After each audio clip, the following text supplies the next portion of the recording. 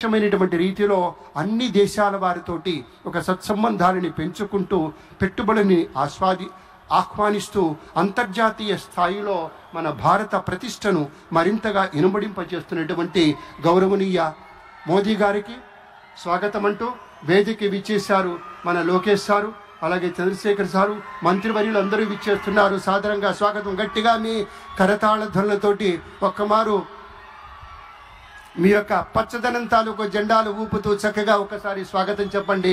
మన రామ్మోహన్ నాయుడు గారు, అలాగే గౌరవనీయులు డాక్టర్ చంద్రశేఖర్ గారు అందరూ విచ్చేశారు. పెద్దలందరికీ సాదరంగా స్వాగతం పలుకుతూ ఈ మహనీయ మూర్తులు వచ్చారు కాబట్టి ఇక చంద్రబాబు నాయుడు గారు విచ్చేస్తూ ఉన్నారు.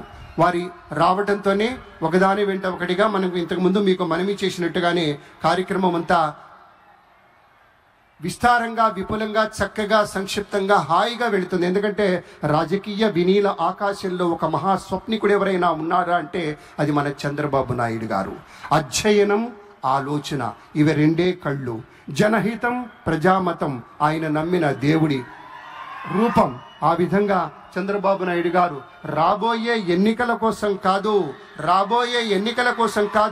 రాబోయే తరాల కోసం కృషి చేస్తాడు కాబట్టే నిజమైన నేతగా ఉంటాడు. మన పవర్ స్టార్ పవన్ కళ్యాణ్ గారు విచ్చేశారు.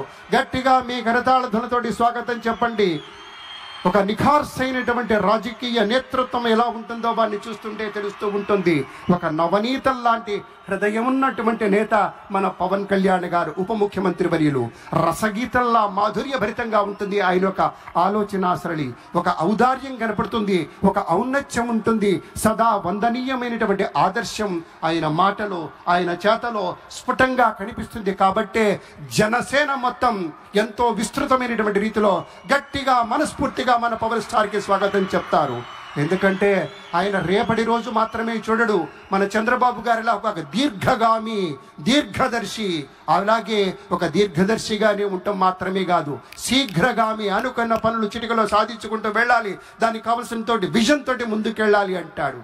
అలాగే ప్రతినిత్యము, ప్రతిరోజు, ప్రతి గడియ ఈ రాష్ట్రం తాలూకు ప్రజల యొక్క క్షేమం గురించి హాయిగా, ఆరోగ్యంగా, ఏ చింత లేకుండా ఉన్నారా అనేటువంటి ఒక ఆలోచన చేస్తారు మన పవన్ కళ్యాణ్ గారు. అలాగే మన అందరి యదమందిరాలలో ఆయన ఆవాసం ఉంటున్నాడంటే అది ఆయన గొప్పతనంగా మనవి చేస్తే, తను పంచేటువంటి మంచితనాల సావాసమే.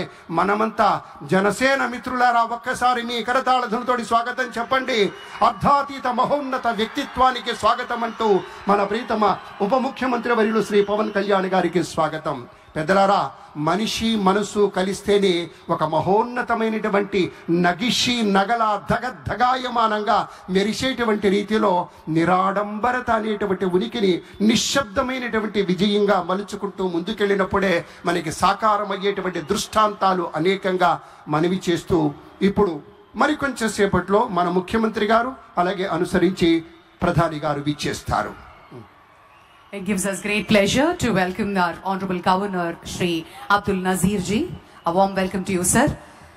We also welcome our Deputy Chief Minister Shri Pavan Kalyan Garu.